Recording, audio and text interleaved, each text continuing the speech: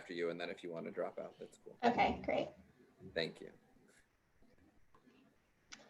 Hello, everyone. My name is Monica Arkin, and I am a council member here at the JCRC of Greater Boston. I actually became involved with the JCRC within my very first week of living in Boston. I had moved here directly after a month-long trip through Israel and the West Bank. I was meeting a lot of interesting people and learning a lot of new information, and I was eager to continue that connection while living in Boston, if at all possible. And I found that that was possible through Boston Partners for Peace, which is one of the initiatives under the Boston JCRC. Boston Partners for Peace does not presuppose that we as Americans have the ultimate solution to this conflict, but rather aims to uplift the voices of those impacted by the situation day to day. Our role here in Boston is really to invest in people-to-people peace building efforts happening on the ground in Israel and Palestine, and really to follow their lead. We are pleased to be in conversation today with members of the Alliance for Middle East Peace to learn about how COVID-19 is impacting grassroots peace building for Israelis and Palestinians. And with that, I will now turn things over to JCRC's Director of Israel Engagement, Eli Cohn-Postell, who will moderate this conversation. Great, thank you, Monica. So I'm going to start by asking everyone to introduce themselves quickly, and then we'll talk a little bit about the report and what's happening in your organization. So my name is Eli Cohn-Postell. I'm here in the greater Boston area. I am the Director of Israel Engagement at JCRC. And I want to thank you all for being here, and to Kevin and Marina at ALLMEP for putting the report together. So I'm going to ask you to share your name, what organization you're with and your role there, and where you are right now. So Kevin, if you wouldn't mind going first, please. Yeah, no problem. And thank you for hosting us, Eli, and to the Boston JCRC. We're really excited. So my name's Kevin Racklin.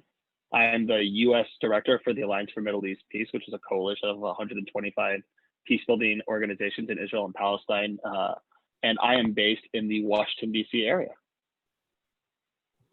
Thank you. Marina, please. My name is Marina Semach. I am the Policy and Communications Fellow at ALLMEP, and I'm currently in Mexico City. Thank you. Muhannad, please. Hi, thank you, Eli, and thank you, Kevin and Marina, for this, really. My name is Muhannad. I'm speaking to you out of Bethlehem today. I'm the Executive Director of Tagir, and I'm more than happy to be here today. Thank you. Itai. Hi, my name is Itai Friedman. I'm a Meat Development Director and responsible for all of its operations in North America, and I'm speaking from Mexico City. And Mike, please. Hi, everyone. Also really happy to echo Muhannad's words of gratitude for being here. Mike is my name, Michael Schnall. I am the Regional Director of Pathways Institute for Negotiation Education, and I'm calling in today from Haifa. Excellent. Thank you, everybody. Kevin and Marina, I'm going to turn it over to you and let you talk a little bit about the report from kind of the 10,000 foot view, like what's going on in the region, how is COVID impacting people-to-people efforts on the ground between Israelis and Palestinians?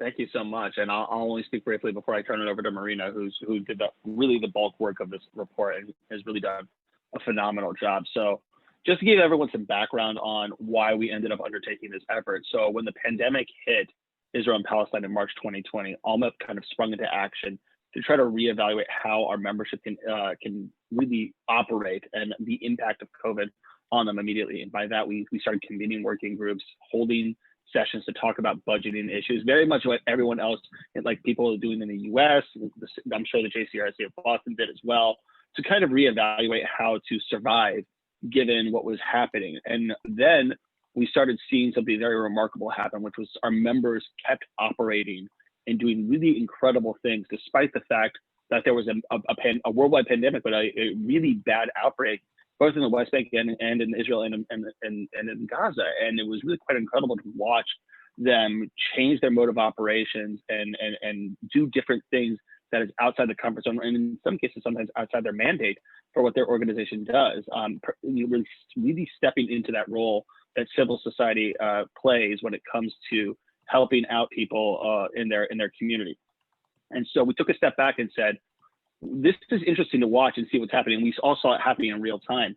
And we said to ourselves, what's the actual impact that COVID is happening on civil society in Israel and Palestine? What is the effect? What are the, and what, more importantly, what broader themes can we see from this and take forward as our members start to evaluate the effect of this horrible disease and this pandemic, and how they can actually change themselves and be better for the future. And more importantly, to give a view on to the public for, you know, groups like the Boston JCRC, policymakers on Capitol Hill, and policymakers inside Europe and around the world to really understand what the peace building field has been doing on the ground during these last 9 months or so. So with that, I'm going to kick over to Marina to really talk about the results that we found and some of the recommendations that we concluded out of this. So Marina, you're muted. Yep. There you go. Thank you so much to JCRC for hosting us. And once again, thank you to all the members who helped put this report together and who are here now presenting it. Before, I want to start out with a little bit of background of how the report, like what the report actually includes. So the first part of the report is just like the bigger findings. And then the second one highlights more on member specifics. The bigger findings is based off 10 interviews that I conducted starting all the way back in July, and we've worked on it continuously up until last month when we finally published the report. And so right now I want to start out by telling you a little bit about those biggest findings highlighted in the first portion of the report. The first thing is I want to highlight the challenges, which we divide into 3 sections: financial, practical, and political. The financial challenge was mentioned in every single interview that I did. For many organizations, it is their biggest challenge. You know, just as there's an economic crisis here, there's an economic crisis around the world, and it's hit this region as well. And a lot of our members who depend on donors and depend on just, you know, their nonprofits came into the year 2020 with an expectation for a budget, and that just has not turned out the way they wanted to. Some members lost over half of their budget for the year 2020, and really they've struggled. They've had to furlough staff and had to put them on hold for a little bit. And this just has been a really overarching challenge that every organization has faced. In terms of practical, our members pride themselves on bringing people together, people that would normally not meet. And so when lockdowns were put on and social distancing rules were affected, the way that our members meet was really challenged and was really changed. Everybody moved on, most members moved online, and this came with a degree of difference. Some members already work in the tech space, in the online sphere. I'm sure Itai will talk about that, for example, for Meet. But a lot of them, this was their first time using online platform. And this came with a lot of consequences. For example, the dialogue sessions where you talk about personal narrative and the Israeli-Palestinian conflict. It's already hard to do it to begin with. And suddenly it became harder to do it in a space where you're not seeing each other, where you're not in the same physical space. As well as this was really hard to assess. They had, a lot of organizations had trouble saying how effective they were being and how they were providing for their members exactly. And lastly, the last challenge was political. Like I said, I started these interviews back in June, July, and the biggest topic of conversation at this point was annexation. Many members mentioned were really troubled about what annexation would mean for their organization, how they would continue to work if annexation did happen. And you know, they were really worried. The thing that's been more present now is the talks of normalization. You know, Israel signed this normalizing deal with UAE and Bahrain. And some of our members see this as a really great opportunity to expand their work, to get closer with Arab countries. But a recent report showed that only 1% of Palestinians support these normalizing deals. So our members have to thread carefully of like, what do you do with this political landscape? And overall, the political landscape here in the US and in Israel and everywhere else is really not conductive for our work. We pride ourselves on bringing people together, and a lot of the political landscape right now is about tearing us apart. So our members have to deal with that. So those are the main challenges we found. However, we've really learned a lot of lessons, and the main one, the overarching one, is how resilient this field is. They've innovated, they've created new partnerships, they really rose up to the moment. So, for example, like I said, a lot of them didn't have an online platform, didn't use online platforms before, and they stepped up their programming to provide for their membership. They created more programs, they created new innovative programs like virtual games and comedy shows online that brought thousands of people together. They also, in different ways, they found a way to rise up for the moment.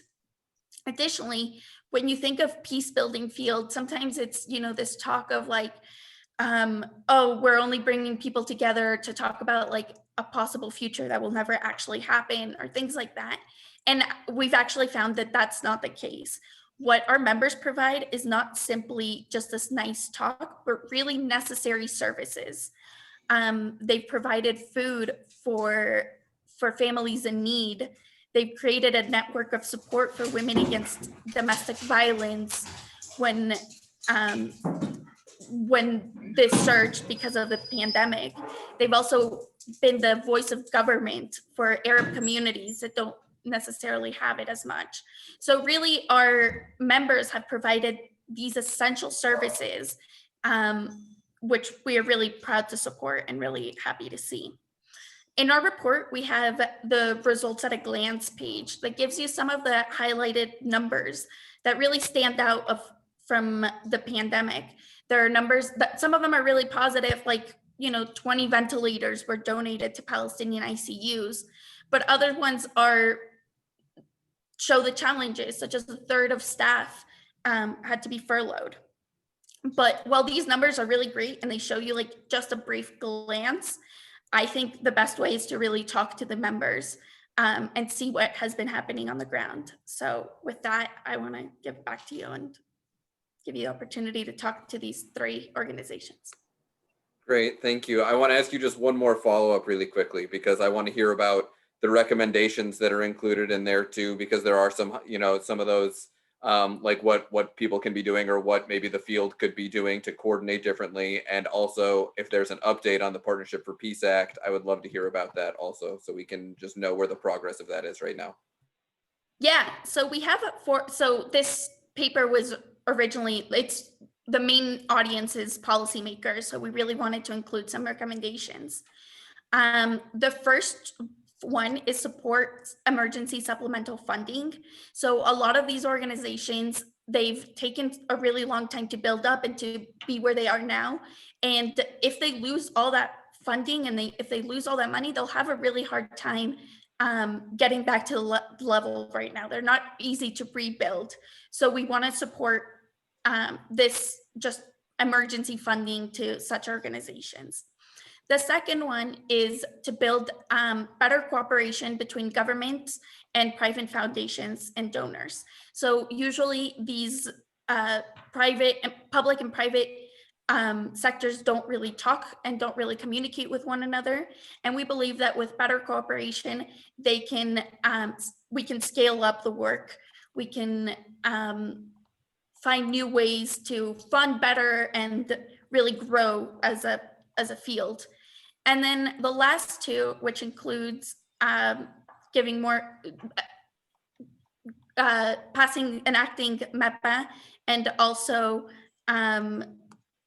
the money, sorry, giving bringing back assistance to the West Bank and Gaza, I'll actually let Kevin talk a little bit more about that. Thank you, Marita. And just to kind of reiterate the idea about the greater coordination about major funders for the field, which is one of the recommendations that Marina talked about.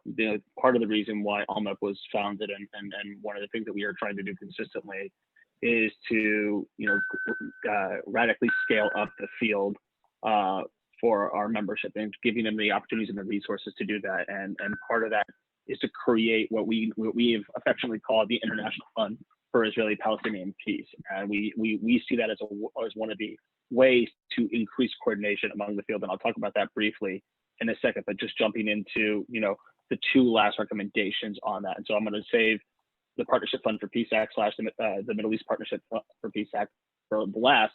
But in terms of other things that can happen right now, what we would urge the Boston JCRC and folks that are doing this is, asking your members of Congress, both in the House and the Senate, to encourage them to restore all development and humanitarian funding to the West Bank and Gaza. This critical funding was cut in August of 2018, and this is not political money. This isn't money that's going for any malicious things. This is money to really provide humanitarian and development aid to Palestinians inside that area. So we're talking food assistance, we're talking water clean supplies, we're talking health security and health supplies, things of that sort. And granted, 5 million of that was released at the beginning of the pandemic and sent off to operate in the West Bank, but there's still an additional 220 million left that has still not been spent. And so we would urge all of you to pick up your phone. And granted, I would assume most of your members of Congress, both in the House and the Senate, support this effort. And I'm sure they've already supported this effort in the past, but they need to hear it more and more and continue to hear it, particularly as we go into December of 2020, where we're going to be negotiating new deals for funding, is to really push them on that development and humanitarian funding. And that's also funding that goes to our membership as well through the Conflict Management and Mitigation Program at the U.S. Agency for International Development. And the final thing that I would say, and to your question, Eli, on the Partnership Fund for Peace Act, which for those of you who are listening to this call, that is HR 3104 and Senate Bill S 1727. These are two bills which we're very, very proud of, and these are the actual codified legislation to help create that international fund for Israeli-Palestinian peace. And I'm really excited to tell everyone on this call that a version of that bill was included in the July 2020 appropriations package that was passed out of the House of Representatives. So we're out of one chamber of Congress, which most people, we've been doing this for 10 years. We never thought that could actually happen. And we're so excited, after 10 years of advocating and 10 years of educating Congress, the field, and getting all the support from groups like APAC and AJC and J Street and ADL and APN, getting like the vast majority of the pro-Israel community behind this, that we were able to get it out of one chamber of Congress. But that's not the end of the day, as everyone knows. We have to get through another chamber as well. And so right now we're really working hard to ensure that the Middle East Partnership for Peace Act, which is the new version of the Partnership for Peace Act, I know it's confusing, but to make sure that is included in any year-end spending package that Congress passes before December 11th, 2020. So the two things I would urge the community absolutely is two major asks that I would say to you, if you're willing to go out there and talk to your members of Congress. The first is, we want you to urge them to include the Middle East Partnership for Peace Act inside any spending bills that are going to be pushed through before the end of the year. It's absolutely critical that we get this done before either a new president or Trump second presidency comes into place, so that they have the time necessary to build these programs up and get them set up and ready to go, so that when people are ready to take advantage of the money, that there's something there and something ready to be there to push it through. The second thing I would say is, obviously, I just did not tell you to advocate for a specific bill. I told you to include something inside another bill, which is how things work on Capitol Hill. So do forgive me, but that doesn't mean that you can't ask your member of Congress to co-sponsor something. And so what I would urge all of you, and I would actually say, I have, because I'm a good advocate, the bill up on my screen right now. And I'm sad to say that on the House version, and the Senate version, there are no members of the Massachusetts delegation as co-sponsors at this point in time of the Partnership Fund for Peace Act.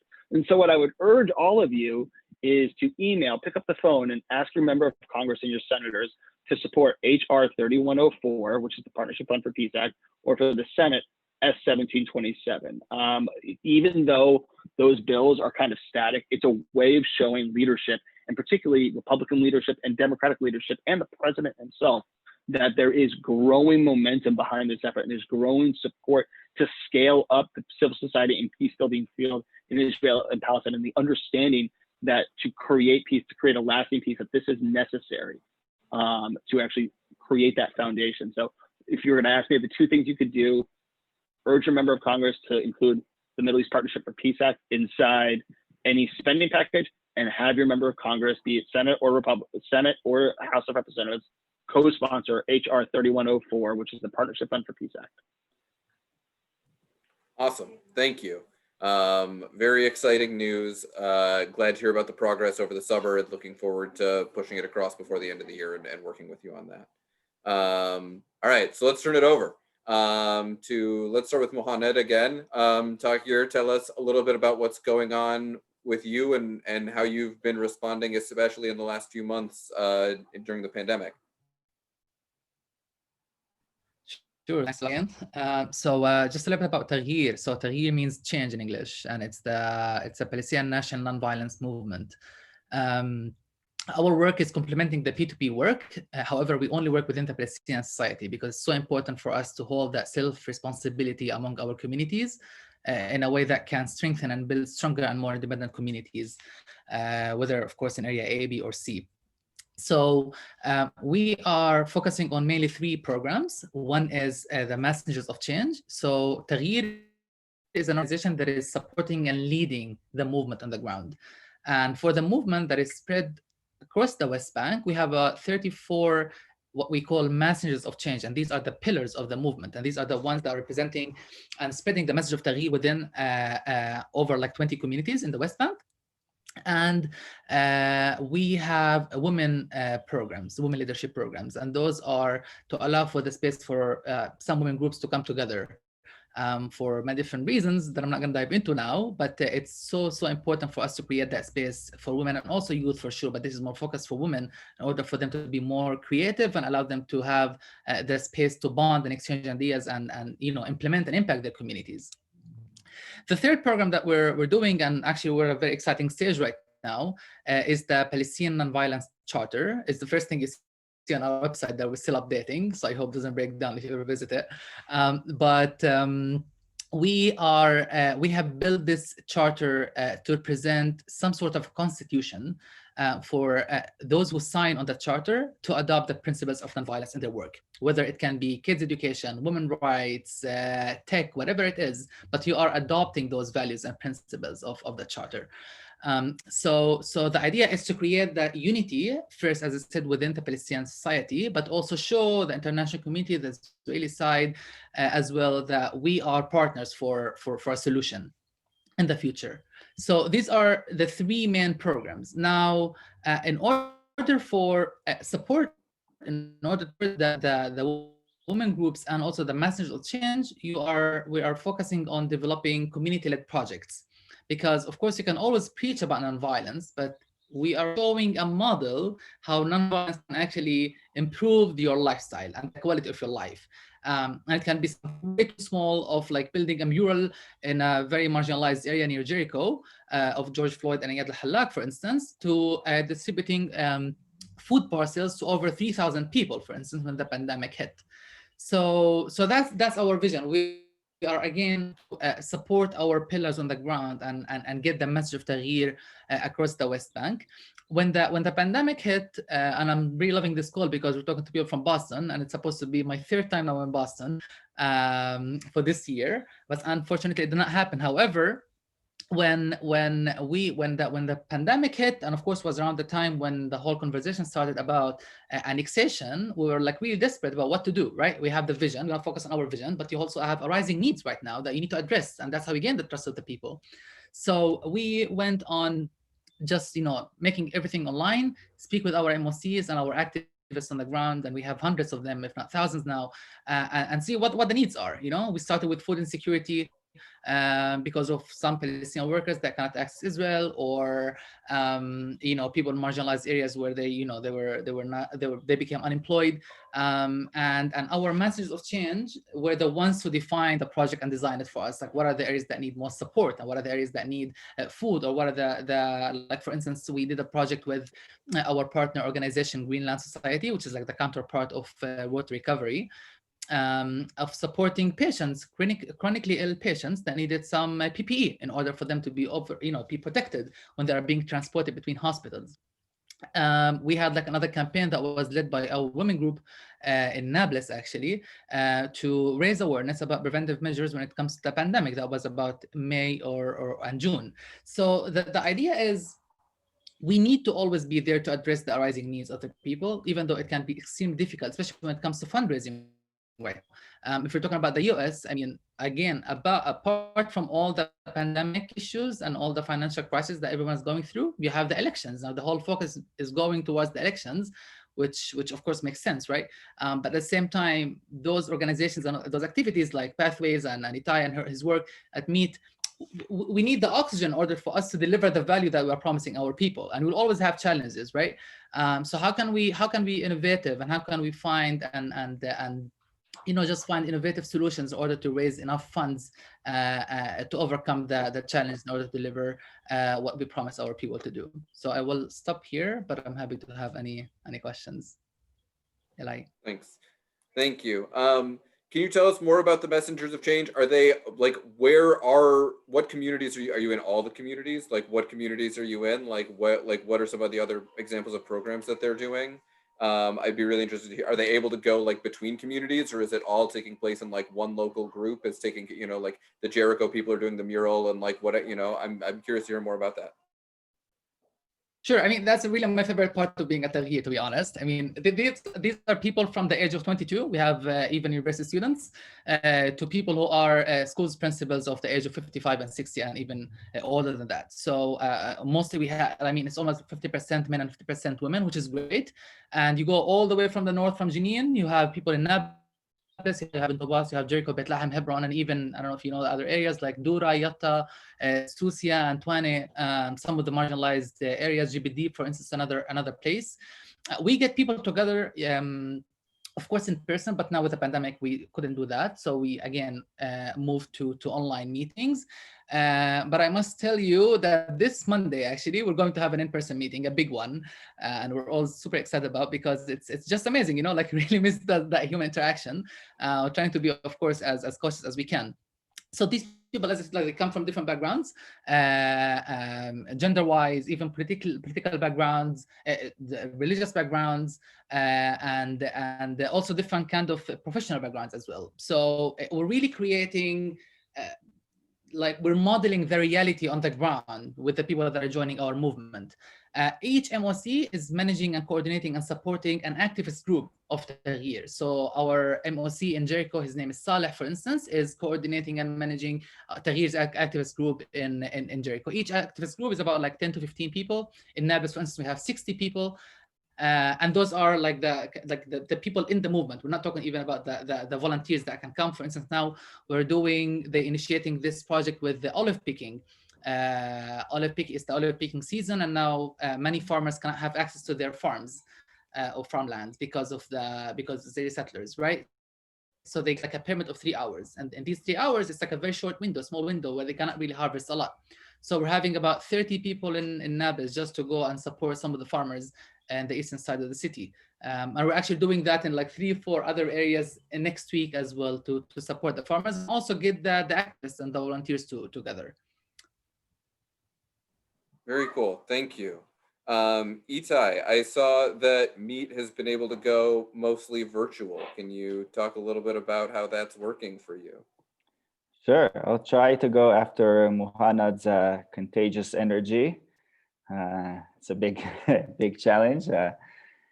Just in general, for everyone on the call, I'll go very briefly on what is MEET, and then it's more specifically on this year.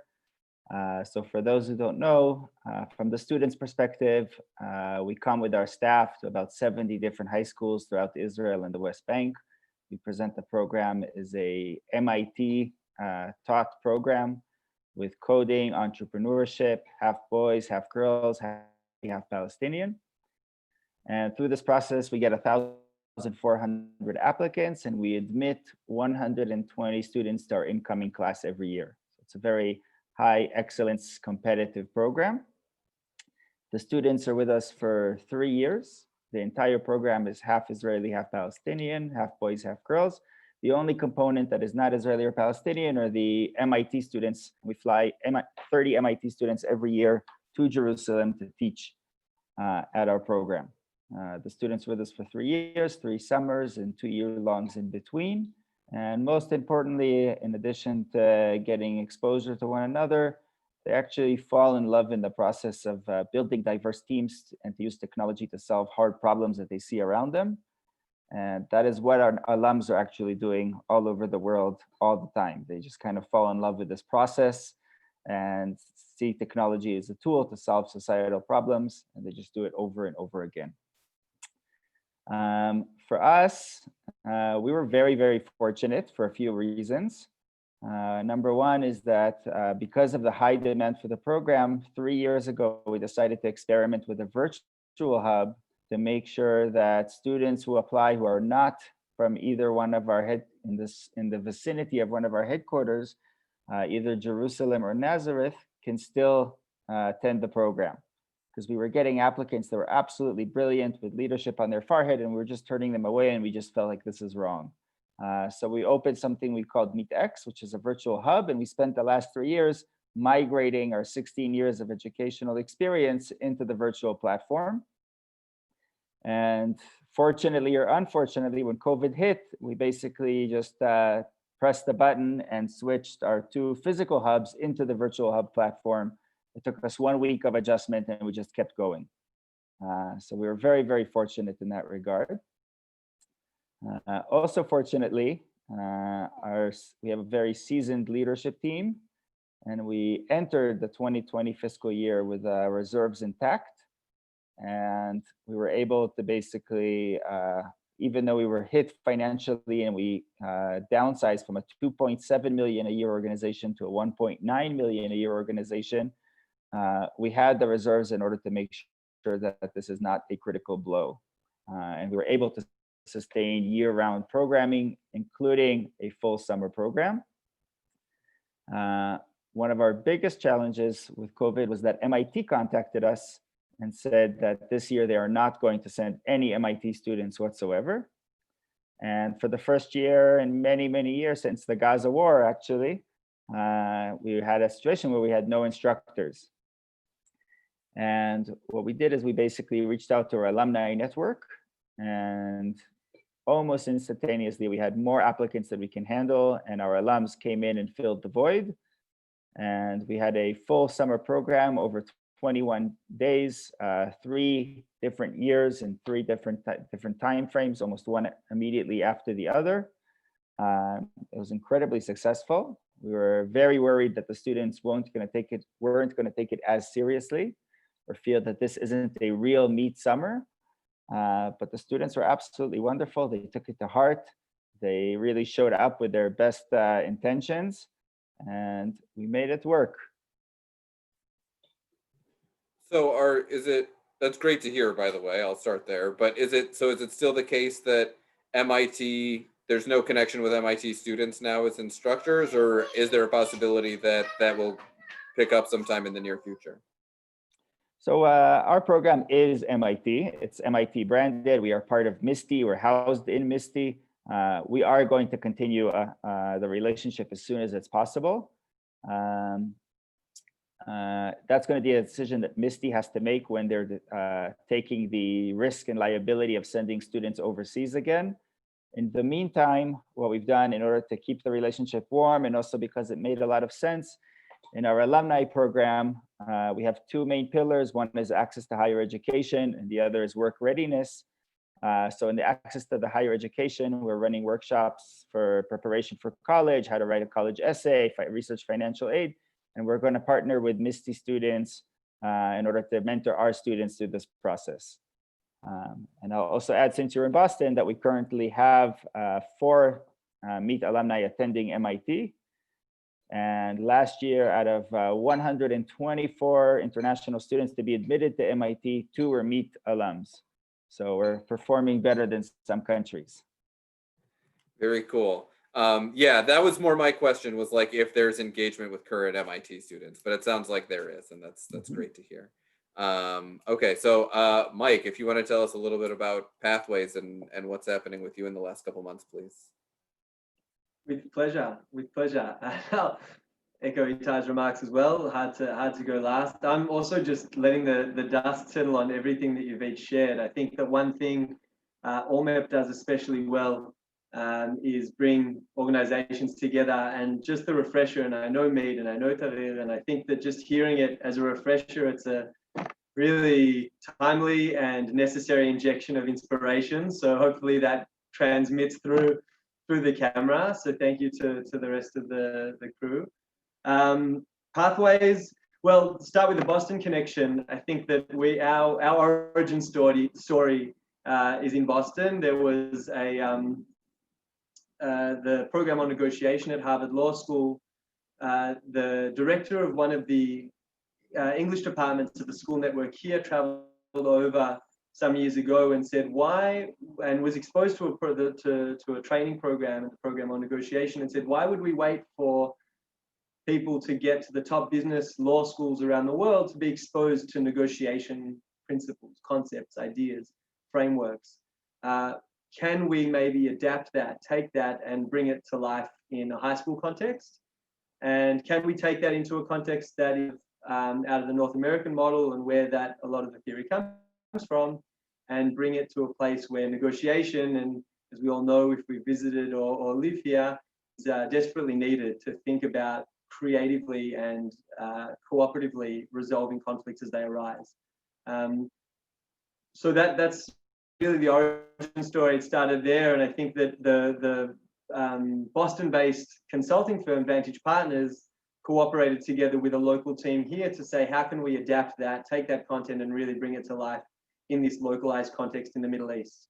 So as I mentioned, my role as the regional director of Pathways here in the Middle East is to oversee the programs and the partnerships and the management of the entire team here, really. COVID was, yeah, I'll get to COVID in a minute, maybe just a couple of beats about exactly what it is that we do.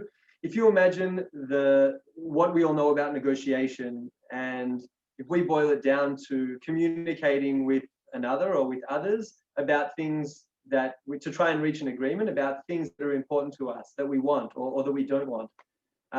We're trying to really bring this as a life skill to young people through the education system. And we do that with a systematic approach. We have direct workshops that we run with students. We work with the Ministry of Education and have accredited professional development programs for educators. And that educator community this year will actually take a leap in terms of its being as a genuine community in a virtual space currently, but nationally.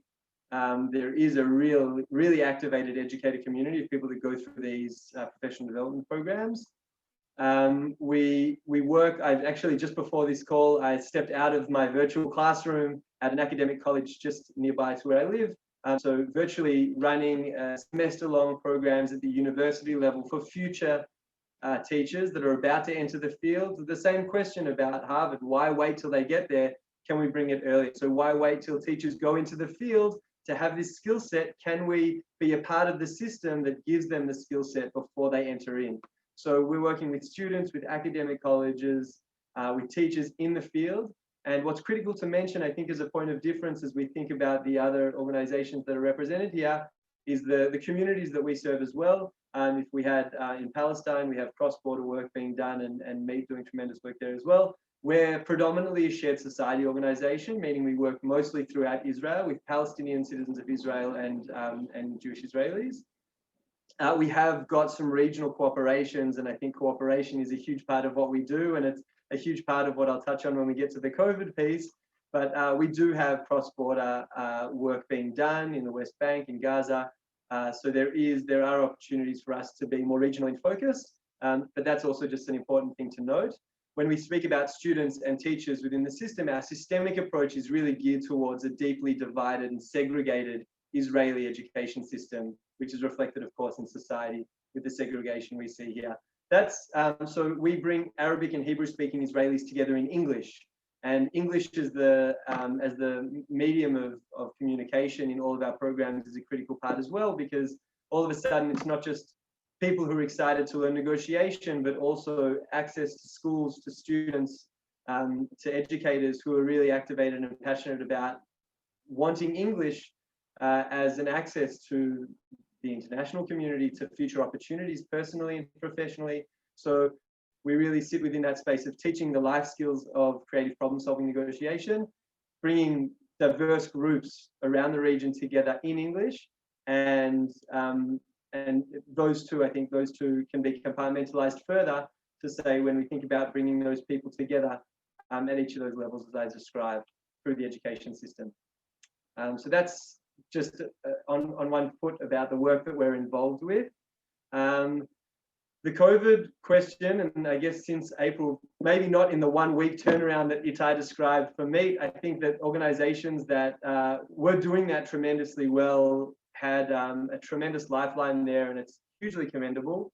The essence and a lot of the magic of what it is that we focused on was this: when these groups, an identification of the fact that of a segregated society is if these groups don't have the opportunity to come together to get to know one another and to learn this meaningful life skill, then there's a piece missing. And I think that the biggest challenge that was thrown at us, in addition to everything Marina mentioned in the top down of the report, was what happens when the main essence of what you do is to bring people together, and when you're told that coming together is unsafe. And we, again, relatively quickly to many of our colleagues in the field, were able to bring our in-person workshops, which are highly experiential, again, based on the Harvard approach, simulation-based, highly experiential pedagogy. How do we bring that into the virtual realm? And our team, our local team, really just activated in such a way that we were able to reimagine these experiences that had come to life in the in-person space. How do we reimagine it creatively and make it as impactful, as relevant, as close to the skills that we want to be teaching with new virtual modes of doing that? What I will say is with a national program, we actually had a bit of a push along to say, okay, rather than having schools which are paired up, all of our programs is an Arabic and Hebrew speaking community coming together, and they maintain that contact. We've seen many examples coming together at Misgav and Sachnin that have ongoing contact at the student level, at the educator level. So not just in the pairs themselves that come through Pathways programs, but also as a national network. How does this start to be not just, again, okay, we know somewhere else in the region nearby, there are other people doing this amazing stuff, but how do we genuinely form that national community? And the virtual space has really allowed us to do that. We maintain also, fortunately for us, we did have some experience in the virtual space because we do maintain an institutional connection. Most of our advisory council on the board is based in Boston or in the States, out of Harvard, the program on negotiation there. So we run for our educators in the 30-hour professional development course, for example, for English teachers that are approved through the ministry. We have virtual webinars, masterclasses in negotiation from some of the leaders in the world that come to, a group of our 20 negotiation education teacher fellows that go through a year-long fellowship. They have access to some of the leading minds in negotiation practitioners from the States and from around the world. So we were able to also mobilize existing structures that we had virtually, learn a lot of lessons from what we've seen and we've done and carried out and facilitated in the virtual space, and continue to let that trickle down and up right through the whole system. So from students right through the ministry, how would we maintain that relevance in the virtual?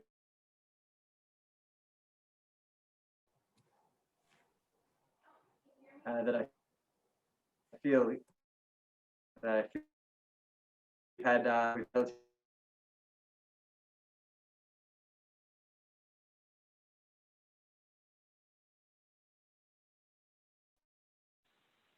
I think we lost Eli. I was going to say, Hi, I'm sorry. not sure if that's. There he Yes, is. no, I got that. Thank you. I apologize. Mike, I wanted to ask you more about, you mentioned your ability to build kind of this national community virtually that you didn't have before. And I'm just curious if you can expand on that and tell a little bit about what you've learned or how that's changed some of your practice in the last few months.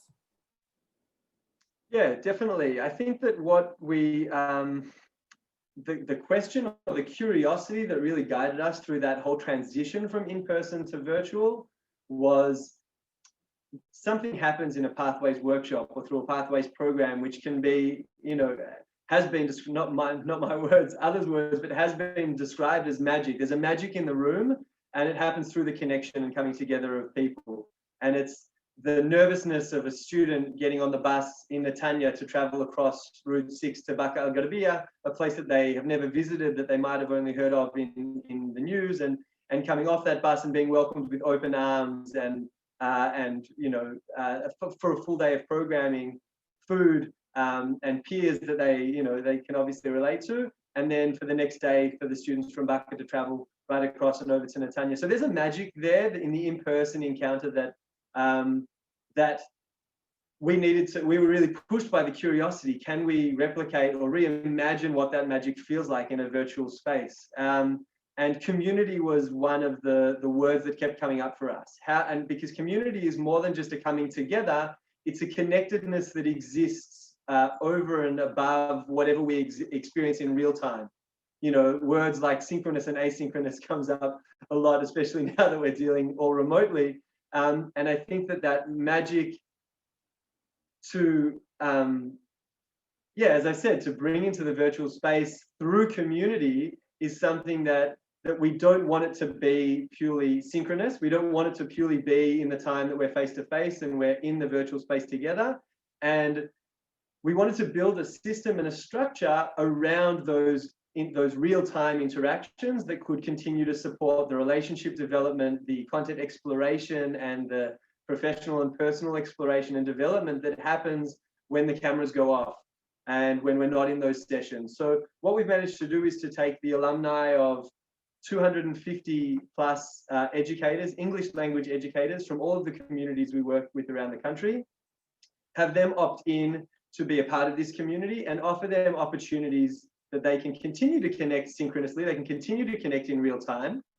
And in between, what we've managed to do is we've developed, this wasn't just in response to COVID, but again, beforehand, and something that's upped its game in COVID, is we have an online database, or it's called the Teaching Tool Library, if you will, where English teachers can form that community through shared best practices.